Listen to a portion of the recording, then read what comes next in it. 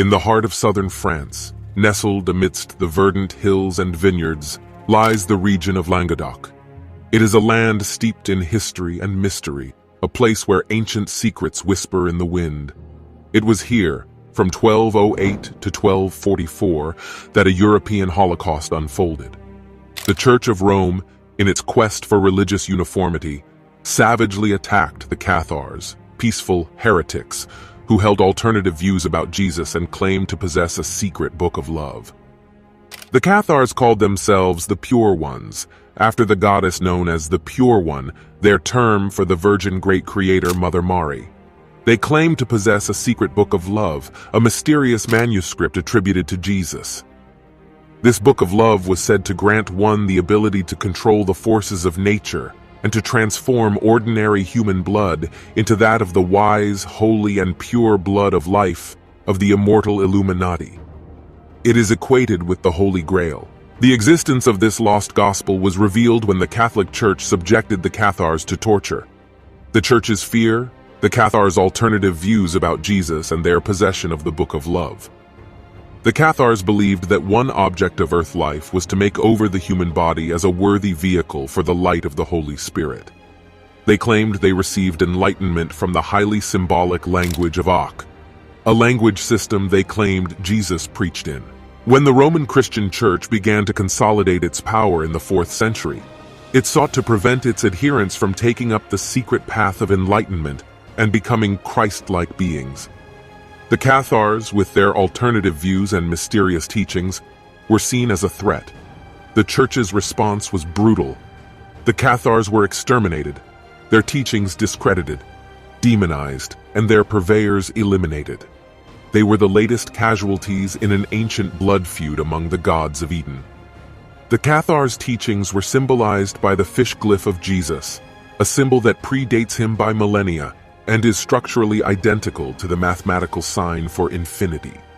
These symbols suggest a continuous transmission of knowledge of the secrets of light. Interestingly, Adolf Hitler and Heinrich Himmler had a profound interest in the Cathars.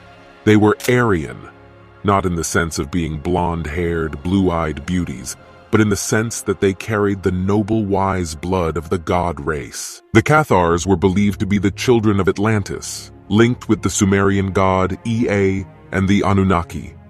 They held the secrets to transforming human blood into the blood of light, preparatory to entering the gate of God. Hundreds of thousands of Cathars were murdered because of this ultimate secret, a secret that could happen again. Montségur, a fortress atop a steep hill in the French Pyrenees, was the last stronghold of the Cathars. Here they made their final stand against the forces of the Catholic Church. For 10 long months, the Cathars held out against the besieging army, but in March 1244, they finally surrendered. Over 200 Cathars were burned alive at the foot of the Pog, the hill on which their fortress stood. But before the fall of Montségur, 4 Cathars managed to escape through the enemy lines. They carried with them a treasure. Was it gold and jewels? Or was it the Book of Love, the Cathars' secret gospel? The treasure was never found. Some believe it was hidden in the caves and grottos of the Sabarthes, a mountainous region nearby. Others think it was taken to the mysterious Rennes-le-Château, a small village in the Languedoc. Rennes-le-Château has been the center of countless conspiracy theories and treasure hunts. Could the Cathar treasure be hidden here? Imagine for a moment that the treasure is found. What secrets would it reveal? Would it confirm the Cathars' belief in the language of Ak, the secret path to enlightenment? Would it prove the existence of the Book of Love, the lost gospel of Jesus? And what would the Church do? Would it acknowledge the truth of the Cathars' teachings, or would it suppress the discovery, as it did with the Cathars themselves? The Cathars' story is a cautionary tale. It shows us what can happen when those in power feel threatened by alternative views and beliefs. It reminds us of the importance of freedom of thought and the dangers of intolerance. One of the most fascinating aspects of the Cathar belief system was their conviction in reincarnation.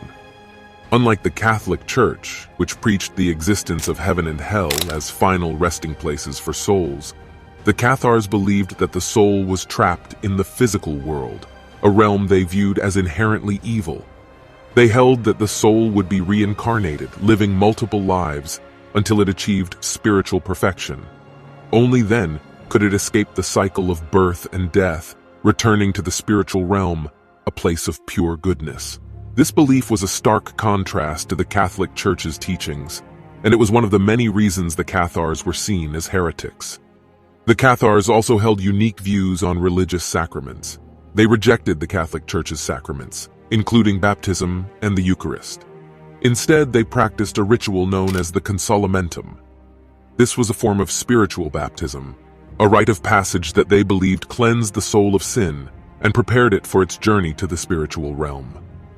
The consolamentum was a solemn and sacred ceremony, often performed on individuals who were on the brink of death, ensuring their souls were ready for the journey to the spiritual world. At the heart of Cathar belief was a dualistic view of the universe. They saw the world as a battleground between good and evil, spirit and matter, light and darkness.